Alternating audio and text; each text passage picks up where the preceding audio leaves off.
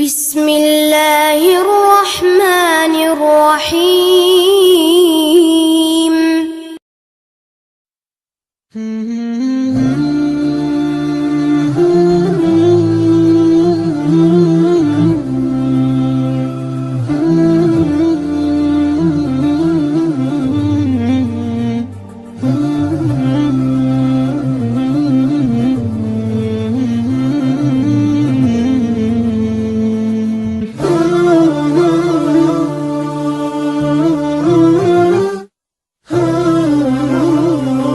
அன்பார்ந்த நேயர்களே, இறைவனுடைய சாந்தியும் சமாதானமும் உங்கள் மீது உண்டாகட்டும்.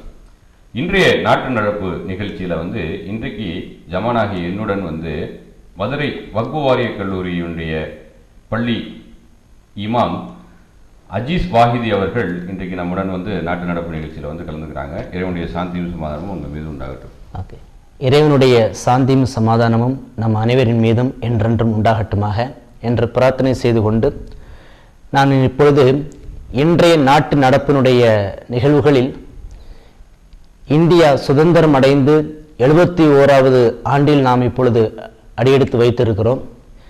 இந்த தருணத்தில் நாம் செய்ய வேண்டிய காரியங்கள், நாம் விளங்கிக் கொள்ள வேண்டிய விஷயங்கள் ஏராளமாக இருக்கின்றது. காரணம், ஒரு நாட்டினுடைய சுதந்திரத்திற்கு ஒரு குறிப்பிட்ட இனத்தவர்கள், ஒரு குறிப்பிட்ட மதத்தவர்கள், ஒரு குறிப்பிட்ட தலைவர்கள் என்று மட்டும் அல்லாமல் எல்லா பகுதியினுடைய இந்தியாவினுடைய ஒவ்வொரு மூலை முடுக்கங்களில் இருக்கக்கூடிய எல்லா மக்களுடைய பங்களிப்பும் அளப்பரியது என்பதை நாம் மறுப்பதற்கு இல்லை. அதுக்கு முன்னாடி நம்ம நேயர்கள் அனைவரும் பார்த்து கொண்டிருக்கிறார்கள்.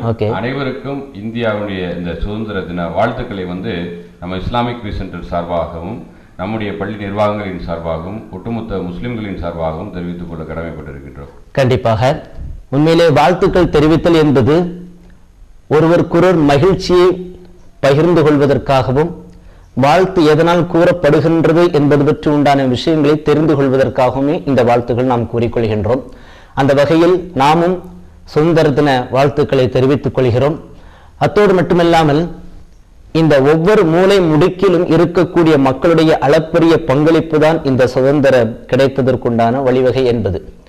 இதில் நாம் தெரிந்து கொள்ளக்கூடிய விஷயம், ஒரு குறிப்பிட்ட சாரார் மட்டுமே இதில் எப்பொழுதும் இருட்டடிப்பு செய்யப்பட்டு கொண்டே இருக்கிறார்கள். அதை முதலில் முஸ்லிம்களாகிய நாமும் விளங்கிக் கொள்ள வேண்டும். முஸ்லிம்களுடைய பங்களிப்பு எந்த அளவிற்கு இருக்கின்றது என்பதையும் தெரிந்து கொள்வதுதான் இதற்குண்டான நோக்கம் என்பதையும் நாம் விளங்கிக் கொள்ள வேண்டும். முதலாவதாக 1921 ஆண்டு ஹசரத் மொஹானி என்பவர்கள் காங்கிரஸ் மாநாடு நடக்கின்றது, அகமதாபாத்தில் நடக்கின்றது. அந்த தருணத்தில் ஒரு தீர்மானம் முன்வைக்கப்படுகின்றது. தனி நபராக இவர்கள் ஒரு தீர்மானத்தை தயார் செய்து வைத்திருக்கிறார்கள். காந்தி உள்ளிட்ட பல்வேறு தலைவர்கள் அன்றைய காலச்சூழலுக்கு ஏற்பவாறு 1921 எங்கு இருக்கிறது என்று பார்த்துக் கொள்ளுங்கள். அந்த தருணத்தில் அந்த இந்திய மக்களினுடைய ஒரு நிலைப்பாட்டையும் ஆங்கிலேயர்களுடைய ஒரு நிலைப்பாட்டையும் கருத்தில் கொண்டு டொமினிக்காக, அதாவது அந்த ஆட்சியில் பங்கு பெற்றுக் கொண்டு நமக்குண்டான வாழ்வாதாரத்தை நாம் சரி செய்து கொள்வோம் என்பதாக காந்தி உள்ளிட்ட பல்வேறு தலைவர்களுடைய ஒரு கோரிக்கையாக இருந்தது. ஆனால் அந்த தருணத்திலேயே ஒவ்வொரு தனி நபராக ஒரு தீர்மானத்தை தயார் செய்து வருகிறார்கள் ஹசரத் மொஹானி அவர்கள். அவர்கள் செய்வது, நமக்கு டொமினிக், அதாவது ஆட்சியில் பங்கு என்பது அறவே தேவை கிடையாது. முழு சுதந்திரம், வெள்ளையர்கள் எப்படி வந்தார்களோ அதுபோல ஒருவர் கூட இல்லாமல் இந்த நாட்டை விட்டு வெளியேற வேண்டும் என்க அந்த சுதந்திர வேட்கையை அவர்கள் அந்த தீர்மானத்தில் அவர்கள் நிறைவேற்றுகிறார்கள். ஆனாலும் கூட அன்றைய சூழலுக்கு அது சரியாக படவில்லை என்பதால் அது நிராகரிக்கப்பட்டு பிறகு சரியான முறையில் அன்றைய இந்தியாவும் இன்றைய பாகிஸ்தானில் இருக்கக்கூடிய லாகூரில் 1928 ஆண்டு அதே போன்ற ஒரு தருணத்தில் அண்ணல் காந்தி அடிகள் அவர்களே அந்த தீர்மானத்தை, அதாவது முழு சுதந்திர இந்தியாவை எங்களுக்கு வேண்டும் என்கின்ற தீர்மானத்தை அவர்கள் அந்த தீர்மானமாக போட்டிருக்கிறார்கள் என்று சொன்னால் அதற்குண்டான ஒரு அடிப்படை வித்தாக ஹசரத் மொஹானி அவர்களுடைய அந்த ஒற்றை தீர்மானம் தான் இருக்கின்றது. தவிரவும் அதாவது டொமினிக் அந்தஸ்து அப்படிங்கிறது நம்ம அவர்களும் ஆட்சியில் இருப்பார்கள், நம்மவர்களும் ஆட்சியில் இருப்பார்கள். அவர்கள் பார்த்து கொடுக்கக்கூடிய பதவிகளை நம்மவர்கள் அனுபவித்துக் கொள்ள வேண்டும். உயர் பதவிகளை அவர்கள் எடுத்துக்கொள்வார்கள், கொஞ்சம் பவர் குறைந்த பதவிகளை வந்து நம்ம ஆளுகளுக்கு கொடுப்பாங்க. அப்படிங்கிறதுல வந்து இப்ப அன்றைய சூழ்நிலையில நீங்க வந்து 1921 சொல்றீங்க. 21வது வருஷம் அன்றைக்கு இருந்த சூழ்நிலையில அடிமைப்பட்டு கிடந்த இந்த தேசத்திலே சரி ஏதாவது கொஞ்சம் சுதந்திர காத்து வராதா அப்படின்ட்டு அவர்கள் நினைக்கும் போது இந்த டொமினிக் அந்தஸ்தாவது கிடைக்கட்டும் அப்படின்னு அவர்கள் நினைத்திருந்திருக்கலாம். ஆனால் இவர்கள் உறுதியாக இருந்தார்கள். என்ன இலக்கை எட்ட வேண்டும், அதுதான் எங்க நம்மளுக்கு போகணும், சுதந்திர இந்தியா என்பது உண்மையிலே என்ன அப்படிங்கறத வந்து இவங்க வந்து ரொம்ப சரியா தெளிவான முறையில சொன்னாங்க. அடுத்ததாக இவர்கள் இந்த அளவுக்கு வேட்கைக்குண்டான காரணம் உருது மஹல்லா என்று சொல்லக்கூடிய ஒரு பத்திரிகை அவர்கள் ஒரு இதழ் நடத்தி கொண்டிருந்தார்கள். இதில் இவர்களுடைய பணி என்னவென்றால் அங்கங்கு இருக்கக்கூடிய இளைஞர்கள் சுதந்திர வேட்கை உள்ளவர்களுடைய அந்த ஆக்கங்களை தமது கட்டுரையின் வாயிலாக கவிதையோ அல்லது கட்டுரை வாயிலாக அவர்கள் தெரிவித்துக் கொண்டே இருந்தார்கள். எந்த அளவிற்கு என்றால் இந்த தமிழகத்தில் பாரதியார் எந்த அளவிற்கு சுதந்திர வேட்கையை ஊட்டிக் கொண்டிருந்தாரோ அந்த அளவிற்கு அதைவிட ஒரு படி மேலாக இருக்கக்கூடிய அளவிற்கு அவர்கள் சுதந்திர வேட்கையில் திளைத்திருந்தவர்களாக இருந்தார்கள். ஒரு முறை இது போன்று ஒரு படு பயங்கரமான சுதந்திர கிளர்ச்சியை ஊட்டக்கூடிய ஒரு கவிதை ஒன்று வெளியிடப்பட்டு விட்டது. அந்த தருணத்தில் ஆங்கிலேயரிடத்திலிருந்து நோட்டீஸ் வந்துவிட்டது. ஏனென்றால் எழுத்துப்பூர்வமாக இருக்கக்கூடிய ஒவ்வொன்றுமே ஆவணம் என்பது அவர்கள் நன்கு உணர்ந்திருந்தார்கள். அந்த வகையில் அந்த நோட்டீஸ் அவர்கள் அனுப்பிவிட்டார்கள். எதற்காக நீங்கள் இது போன்ற மக்களை கிளர்ச்சியில் கூடிய வார்த்தைகள் நீங்கள் கவிதையில் சொல்கிறீர்கள் என்பதாக கேட்டு அந்த கவிதையுடைய ஆசிரியரை எங்களுக்கு இனம் காட்டி தாருங்கள் என்று சொன்ன பிறகு ஹசரத் மொஹானி சொல்லிவிட்டார்கள், எனது பத்திரிகையில் நான் வெளியிட்டிருக்கிறேன், ஆகவே நீங்கள் என்னை வேண்டுமானாலும் விசாரித்துக் கொள்ளலாமே ஒழிய அந்த ஆசிரியர் நீங்கள் எந்த வகையிலும் தொந்தரவு செய்யக்கூடாது என்பதாக விசாரணைக்கு இவர்களை சென்று 6 மாத கடுங்காவல் தண்டனையும் விதிக்கப்பட்டு அந்த சிறை தண்டனையும் அவர்கள் அனுபவித்திருக்கிறார்கள்.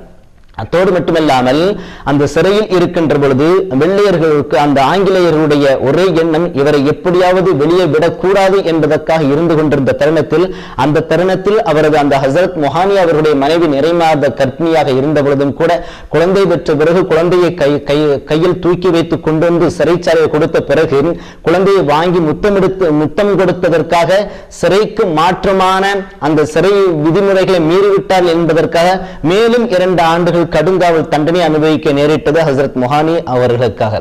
அதாவது இன்றைக்கு வந்து பார்த்தோம் அப்படின்னு சொன்னா இன்னைக்கு இருக்கக்கூடிய சிறைச்சாலைகளை பார்க்கிறோம், எல்லா வசதிகளும் கொடுக்குறாங்க, செல்போன் வசதிகள் கொடுக்குறாங்க. அதுக்கப்புறம் பார்த்தீங்கன்னா 4 அறைகள் கொண்டது கொடுக்குறாங்க. சிறை கைதிகளுடைய ஆடைகள் இல்லாமல் வேற ஆடைகள் எல்லாம் கொடுக்குறாங்க. இதையெல்லாம் பார்க்கும்போது எனக்கு ஒரு நினைவு வருகிறது என்னன்னா, இவ்வளவு வந்து கஷ்டப்பட்டு ஒரு முத்தம் கொடுத்ததற்காக, அதுவும் தன்னுடைய குழந்தைக்கு ஒரு முத்தம் கொடுத்ததற்காக 2 வருடம் கூடுதல் கடுங்காவல் தண்டனை விதிக்கப்பட்டவர்களுக்கு இன்னைக்கு வந்து ஒருவேளை அந்த வெள்ளையரிடமிருந்து அந்த நாட்டை சுதந்திரம் வாங்கி இந்த கொள்ளையரிடம் கொடுத்து விட்டோமோ என்று நினைவு வருகின்றது. சமீபத்தில் சிறைச்சாலைகளை பார்க்கிறோம், பல பெங்களூர்ல இருக்கக்கூடிய சிறைச்சாலைகளில் கூட அத்துமீறல்கள் நடக்கின்றது. உள்ள வந்து யார் வேணாலும் வரலாம், யார் வேணாலும் போகலாம் என்ற மாதிரி சிறைச்சாலைகளை சொகுசு விடுதிகளாக மாற்றிவிட்டார்கள். கண்டிப்பாக பல சிறைச்சாலைகள் இப்போதைக்கு வந்து அந்த ஒரு சூழலுக்கு தான் இருக்குது. ஒரு காலத்துல சொல்லப்பட்டது அந்தமான் அந்த சிறையே முஸ்லிம் கைதிகளுக்காகவே கட்டப்பட்டதோ என்கின்ற அளவிற்கு மிகுதமான முஸ்லிம்கள் அங்கு சிறை பெற்றிருக்கிறார்கள் என்பதையும் நாம் வந்து வரலாற்றில் வந்து காணக்கூடிய ஒரு சூழல். இது போல இன்னொரு விஷயத்தையும் நாம வந்து தெரிஞ்சுக்கணும். 1857 ஆண்டு தான் வந்து சிப்பாய் கழகம் உண்டாச்சு அப்படின்னு சொல்லி நம்ம வரலாற்றுல வந்து பார்க்கிறோம். முதலாவது சுதந்திர புரட்சி அப்படின்னு சொல்லிட்டு நம்ம எல்லாரும் வந்து பாட புத்தகங்களை சொல்லிக்கிட்டு இருக்காங்க. ஆனா உண்மை விஷயம் என்னன்னாக்கா 1757, அதாவது அதை விட அந்த சிப்பாய் கழகம் சிப்பாய் புரட்சி எப்பொழுது வந்ததோ அதிலிருந்து சரியாக 100 வருடங்களுக்கு முன்பதாக கொல்கத்தாவில பிளாசி போர் அப்படின்ட்டு ஒரு போர் நடந்திருக்குது. அதை யார் பண்றா அப்படின்னாக்க சிராஜுத் தௌலா, அன்றைய வங்கதேசம், அன்றைய இந்தியா, இன்றைய வங்கதேசத்தை ஆண்டு கொண்டிருந்த சிராஜுத் தௌலா. இவங்க வந்து அடிப்படை அவங்களுடைய முன்னோருடைய பூர்வீகம் வந்து துருக்கி. அது பின்னாடி வந்து அந்த வம்சாவளியினர் வந்து ஆப்கானிஸ்தான்ல படையில சேர்ந்து இந்தியாவில இருந்து அந்த வங்கதேசத்தை வந்து ஆட்சி செஞ்சுக்கிட்டு இருந்தவங்க தான் அந்த சிராஜுத் தௌலா அப்படின்றவங்க. இந்த சமயத்துல ஆங்கிலேயருடைய உள்ளே வரக்கூடிய அந்த சூழல் நன்கு தெரிஞ்சதோட தனி நபராக ஒரு போராட்டத்தை அவர் முன்னெடுத்து செல்வதோடு மட்டுமல்லாமல் அந்த ஆங்கிலேயர்கள் உள்ளே வந்து அவர்களை வெற்றி கொண்டு கைது செய்யப்படக்கூடிய இந்தியர்களை அடைக்க வேண்டும் என்பதற்காக ஒரு சிறைச்சாலை கட்டிவிட்டார்கள். ஆனால் நடந்தது என்ன, அவர்கள் உள்ளே வரவும் சிராஜுத் தௌலா அதை எதிர்கொண்டு அவர்களை வெற்றி கொண்டு அந்த சிறையிலே அவர்களே அடைச்சிட்டார்.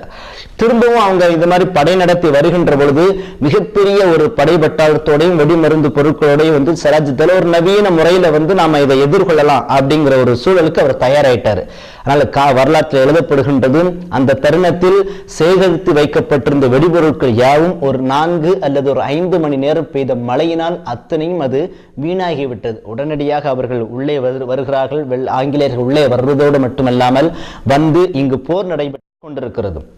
என்றாலும் ஒரு அளவிற்கு அவர்கள் வெற்றி பெற்றதோடு மட்டுமில்லாமல் இங்கு ஒரு விஷயத்தையும் பார்க்கணும். எந்த இடத்துல இருந்தாலும் சரி ஒரு துரோகின் ஒருத்தன் வந்து கண்டிப்பா இருப்பான். சிராஜுத் தௌலாவினுடைய ஒரு ரகசிய ஆலோசகர் மீர் ஜாஃபர் என்று சொல்லக்கூடிய ஒருவருடைய நயவஞ்சகத்தால் மீர் ஜாஃபருடைய மகன் மீரான் என்பவரே சிராஜுத் தௌலாவை கொலை செய்து அவர்கள் ஆங்கிலேயர்களுக்கு உள்ளே வருவதற்குண்டான ஒரு வழிமுறையை அவர் வந்து காட்டி சென்று விட்டார். இல்லை என்று சொன்னால் அந்த மழை பெய்திருக்காவிட்டால் இந்தியாவினுடைய சரித்திரம் வேறு விதமாக நிச்சயமாக மாறியிருக்கும். என்றாலும் கூட அதுவும் ஒரு நல்ல விஷயம். நாம் போராடித்தான் பெற்று கொள்ள வேண்டும் நமது சுதந்திரத்தை என்பதற்குண்டான ஒரு வழிமுறையாக அந்த சிராஜுத் தௌலாவினுடைய செயல்பாடு வந்து அங்கு ஆகிவிட்டதுன்றதை நாம பார்க்கிறோம். 71வது சுதந்திரத்தை கொண்டாடுற அதே நேரத்தில் 171வது சுதந்திரத்தை ஒருவேளை கொண்டாடி இருந்திருக்கலாம். கண்டிப்பா இறைவனுடைய நாட்டம் அப்படி இருந்திருக்கிறது, மழை பொழிய வேண்டும் என்று.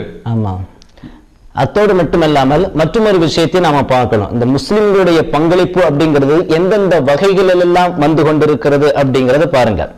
நாம வந்து 1857 வந்து அந்த சிப்பாய் புரட்சி வந்து மிக அதிகமாக எல்லா மக்களுடைய அந்த நினைவுகளையும் புகுத்திக்கிட்டே இருக்கிறோம். ஆனா இந்த சமயத்துல 1837 வருஷம் அரசராக பகதூர் ஷா ஜாஃபர் என்பவர் இந்தியாவில் வந்து அரசராக முடிசூட்டிக் கொள்ளப்படுகிறார். இவருடைய அந்த நோக்கமே ஆங்கிலேயர்கள் அப்பொழுதெல்லாம் ஓரளவிற்கு நல்ல முறையில் காலூன்றி விட்டார்கள். இவர்களை எதிர்ப்பதிலேயே மிகவும் குறியாக இருந்தவர் இந்த மன்னர். அத்தோடு மட்டுமில்லாமல் பேக் என்ற ஒரு ஆங்கிலேய அதிகாரி தனது மனைவிக்கு வந்து ஒரு கடிதம் எழுதுகிறார். ஒரு நாளைய தினம் ஒரு முஸ்லிம்கள் கொண்டாடக்கூடிய ஒரு ஹஜ் கூட்டு குர்பானியினுடைய ஒரு பெருநாள், அது தியாக திருநாள். அந்த நாளில் அவர்கள் ஆடு மாடு போன்ற பல்வேறு அந்த ஒட்டகம் போன்ற விலங்கினங்களை அவர்கள் குர்பானி கொடுப்பார்கள், அறுத்து பலியிடுவார்கள்.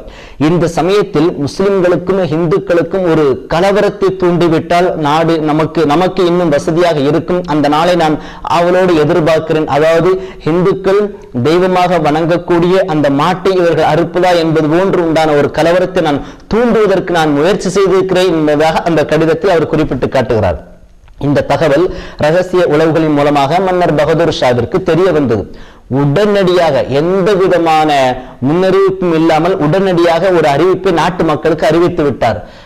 அடுத்து வரக்கூடிய அந்த தியாக திருநாள் அன்று இந்திய முஸ்லிம்கள் யாரும் மாட்டை குர்பானி கொடுக்க கூடாது என்பதாக அவர் அறிவிப்பு செய்து விட்டார். அறிவிப்பு செய்துதான் உள்ளுக்குள்ளாக ஏன் இந்த மாதிரியான இந்த தடை இருக்கிறது என்று உள்ளுக்குள்ளாக சலசலப்புகள் இருந்தாலும் கூட நாட்டில் நடக்க இருந்த மிகப்பெரிய கலவரத்தை அவர் மிக சாதுரியமான முறையில் தீர்த்து வைத்து விட்டார் என்பதை நாம் பார்க்கின்ற பொழுது முஸ்லிம் மன்னர்கள் எந்த அளவிற்கு நாட்டு மக்களின் மீது ஒட்டுமொத்த மக்களின் மீதும் அவர்கள் அக்கறை கொண்டிருக்கிறார்கள் என்பதை நாம் பார்த்துக் கொள்ள வேண்டும். வேகமா விவேகமா என்று பார்த்தால் விவேகத்திற்கு தான் முன்னுரிமை கொடுக்க வேண்டும். நபிகள் நாயகம் ஸல்லல்லாஹு அலைஹி கட்டங்களில் வந்து ஹுதைபியா உடன்படிக்கையின் போது இந்த அவருடைய தோழர்கள் எல்லாம் அந்த மக்கா நகரத்துக்குள்ளே உள்ளே நுழைந்தே ஆக வேண்டும். என்ன என்று சொன்னால் நாங்கள் அந்த மக்காவின் ஆலயத்தை தரிசிப்பதற்கான அந்த விசேஷ உடையான இஹ்ராமை அணிந்து கொண்டு வந்திருக்கின்றார்கள். நீங்கள் சொன்ன மாதிரி பலிப்பிராணிகளையும் எடுத்துக்கொண்டு வந்திருக்கிறார்கள் அறுப்பதற்காக. உள்ளே போய் ஆக வேண்டும் என்று சொல்கின்றார்கள். அந்த மக்கள் வந்து தடுக்கின்றார்கள். நபிகள் நாயகம் ஸல்லல்லாஹு அலைஹி வஸல்லம் அவர்கள் ஒரு ஒப்பந்தத்தை நிறைவேற்றுகிறார்கள்.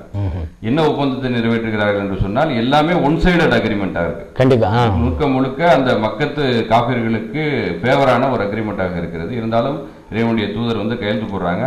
இறைவனுடைய நெருங்கிய தோழர் ஹஜ்ரத் உமர் அவர்கள் பயங்கரமா எதிர்க்கிறாங்க. கண்டிப்பா. ஆனால் அதுக்கப்புறம் பார்த்தீங்கன்னா வேகமா விவேகமா என்று பார்த்தால் விவேகம் தான் அங்கே வெற்றி கொள்கின்றது. இறைவன் வந்து தன்னுடைய வசனத்தை இறக்குகின்றான். இந்த உடன்படிக்கை மிகப்பெரிய வெற்றி முஸ்லிம்களுக்கு என்று சொல்கின்றான். அதே போல வந்து மீண்டும் 10 வருடங்கள் கழித்து அந்த மக்கா வெற்றி கொள்ளப்படுகிறது. கண்டிப்பா. அதாவது நமது வாழ்க்கை முறைகளை தீர்மானித்தல் என்பது நமக்கு முழுக்க உரிமை இருக்கிறது. ஒவ்வொரு தனி மனிதனுக்கும் அந்த உரிமை இருக்கிறது. என்றாலும் கூட சில இடங்களில் அங்கு அதைவிட மிகப்பெரிய ஒரு அழிவோ ஒரு மிகப்பெரிய ஒற்றுமை சீர்குலைவோ அது வருகின்ற பொழுது சில தருணங்களை நாம் பின்வாங்கி சென்று அடுத்ததாக முன்னேறுகின்ற பொழுது அதில் மிகப்பெரிய ஹிக்மத் என்று சொல்லக்கூடிய அந்த மதிநுட்பத்தை இறைவன் நமக்கு நிச்சயமாக தந்து விடுகின்றான். அதை நாம் நிதானமாக கையாளுகின்ற பொழுது ஒரு மிகப்பெரிய வெற்றியும் கிடைத்து விடுகிறது. இங்கு மன்னர் பகதூர் ஷா செய்த காரியம் அது. அன்றைய தினத்தில் யாரும் அப்போதைக்குத்தான் அந்த பத்வா, இந்த தீர்ப்பு என்பது அந்த தருணத்திற்கு மட்டுமே அது செல்லுபடியானது. பகதூர் ஷா கூட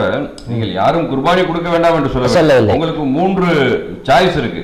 ஒட்டகம் இருக்கிறது, மாடு இருக்கிறது. இதை தவிர்த்து கொண்டு இதை கொடுங்கள் என்று சொன்னால் இந்த நாட்டுடைய நிலைமை அப்படி இருக்கிறது. இப்போதைக்கு உண்டான சூழல் அப்படி இருக்கிறது. நீங்க ஒரு கருத்தை நம்ம ஆழமா பதிய வைக்கணும். என்ன இந்த நாட்டுடைய சுதந்திரத்திற்காகவும் நாட்டு மக்களுடைய ஒற்றுமைக்காகவும் நம்முடைய வணக்க வழிபாடுகளிலே சிலவற்றை கூட நம்ம சாக்ரிஃபைஸ் பண்ணிக்கிறது, அதையும் தியாகம் செய்வது. கண்டிப்பாக அதை இந்த மன்னர்கள் செய்திருக்கா என்று பார்க்கின்ற ஒரு மிகப்பெரிய ஒரு தியாகம் என்பதை நாம் கவனத்தில் கொள்ள வேண்டும். அடுத்ததாக இந்த ஆங்கிலேயர்களுடைய தொடர்ந்து தொல்லை வந்து கொண்டே இருக்கின்ற பொழுது மன்னர் பகதூர் ஷா ஒரு முடிவெடுக்கிறார். யாரெல்லாம் ஆங்கிலேயர்களுக்கு எதிராக, அதாவது சுதந்திர வேட்கையில் இருக்கிறார்களோ அத்தகைய மன்னர்களை எல்லாம் ஒன்று சேர்க்க வேண்டும் என்பதாக அவர் முடிவெடுத்துக் கொண்டு ஜான்சிராணி லக்குமிபாய் அம்மையார், ஹசரத் முகல் போன்ற பல்வேறு பெண் அரசுகளையும் ஆண் அரசர்களை அவர் ஒன்றிணைத்து சரியான முறையில் 1857 மே 10 அன்று ஆங்கிலேயர்களை எதிர்ப்பதற்காக ஒரு மிகப்பெரிய ஒரு படையோடு அவர் மே 31 அன்று ஒரு மிகப்பெரிய படையோடு அவர் தயார் செய்து கொள்ளலாம் என்பதாக எதிர்கொள்ளலாம் என்பதாக இருக்கின்ற தருணத்தில் இது வெளியே கசிந்ததா என்பது வரலாற்று ஆய்வாளர்கள் சொல்லக்கூடிய ஒரு விஷயம். ஆனால் மே 10 அன்று சிப்பாய் புரட்சி வெடித்து விட்டது.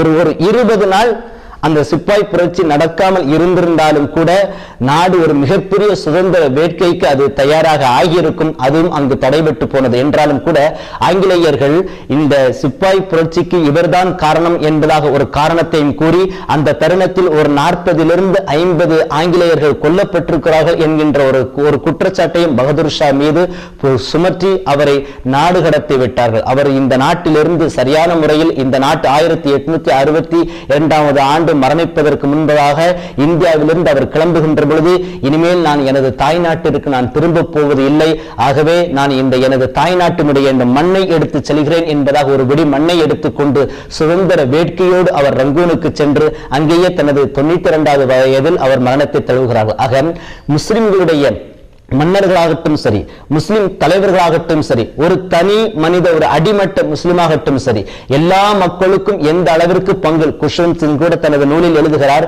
முஸ்லிம்கள் தங்களது சதவீத விகிதாச்சாரத்தை விட மிக அதிகமாக சுதந்திரத்துக்காக போராடி இருக்கிறார்கள் என்பதாக அந்த கருத்தை அவர் முன்வைத்திருக்கிறார். இந்தியாவினுடைய ஒட்டுமொத்த அந்த சுதந்திரத்திற்கு உண்டான முஸ்லிம்களுடைய பங்களிப்பும் அளப்பரிய பங்களிப்பு. இதை நாம் நமது மக்களுக்கு எடுத்துச் சொல்வதும் நமது கடமை.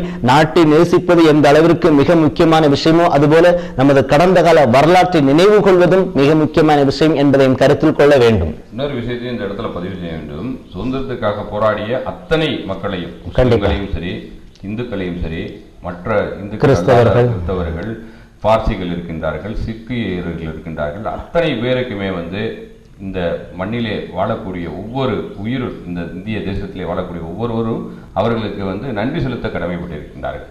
ஆனால் இன்றைக்கு மிகவும் வேதனையான ஒரு விஷயம் என்னவென்று சொன்னால், இந்த நாட்டை எப்படியோ மிகவும் கஷ்டப்பட்டு தங்களுடைய உயிர்களை தியாகம் செய்து இந்த நாட்டை வெள்ளையர்களிடமிருந்து மீட்டு நம்மகிட்ட கொடுத்தாங்க. ஆனால் இன்று கொள்ளையர்களிடத்திலே போய் மாட்டிக்கொண்டதோ என்று நினைக்கக்கூடிய அளவிற்கு இன்றைக்கு நாட்டு நடப்புடைய நிகழ்ச்சிகள் இருக்கின்றன. என்ன அப்படின்னு பார்த்தா, ஒரு பக்கம் தாது மணல் கொள்ளை, அப்புறம் மணல் மாஃபியாக்களுடைய கொள்ளை, ஒரு பக்கம் மருத்துவ கொள்ளை, இன்னொரு பக்கம் கல்வி கட்டண கொள்ளை. இப்படியாக மக்களை எல்லா வகையிலும் சுரண்டக்கூடிய விதத்திலே இந்த கொள்ளைகள் மாறிட்டது. வெள்ளையர்களிடத்து மாறி கொள்ளரிடத்திலே இன்றைக்கு இந்த நாடு அடிமைப்பட்டு விட்டது. இப்ப 2வது சுதந்திர போராட்டத்தை நோக்கி நம்ம இந்திய மக்கள்கள் நகர்ந்து கொண்டிருக்கின்றார்கள். என்ன அப்படின்னு பார்த்தா, ரேஷன் கடையிலே பொருட்கள் நிறுத்தம். ஏன் அப்படின்னு சொன்னா, ரேஷன் கடையில ஏன் பொருட்களை நிறுத்துவார்கள் என்று சொன்னால், WTO அக்ரிமெண்ட் போடுறான். உங்களுக்கு இந்திய நாட்டுக்கு நாங்கள் கடன் கொடுக்கின்றோம், ஆனால் 5 வருடத்திலே 10 வருடத்திலே இந்தந்த நலத்திட்டங்களை எல்லாம் நீங்கள் மக்களுக்கு செய்வதை நிறுத்திவிட வேண்டும் என்ற கண்டிஷனை போடுறாங்க. இதை இந்த ஆட்சியாளர்கள் ஏற்றுக்கொண்டு அந்த தொகைகளை எல்லாம் வாங்கி இந்த நாட்டிலே கடனுக்கு வட்டிக்கு வாங்கி செலவழிக்கிறார்கள். ஆக இப்படிப்பட்ட ஒரு சூழ்நிலை இருக்கின்றது. ஆக இன்றைக்கு இந்த சுதந்திர தினத்திலே நம்ம வந்து வெள்ளையரிடத்திலிருந்து நாம் விடுதலை வாங்கிவிட்டோம், இன்றைக்கு சுதந்திர காற்றை சுவாசித்துக் கொண்டிருக்கின்றோம். ஆனால் இந்த கொள்ளையரிடத்திலிருந்து எப்படி வந்து நாம் இந்த நாட்டை மீட்டெடுப்பது என்பதை பற்றி சிந்திக்க வேண்டிய ஒரு தருணத்தில் இருக்கின்றோம் என்ற ஒரு வேண்டுகோளோடு இன்றைக்கு நிகழ்வை நிறைவு செய்கின்றேன். இறைவனுடைய சாந்தியும் சமாதானமும் உங்கள் மீது உண்டாகட்டும். இறைவனுடைய சாந்தியும் சமாதானமும் நம் அனைவரின் மீதும் உண்டாகட்டுமாக. اشرقت نفسي بنور من فؤادي حينما رددت يا رب العباد.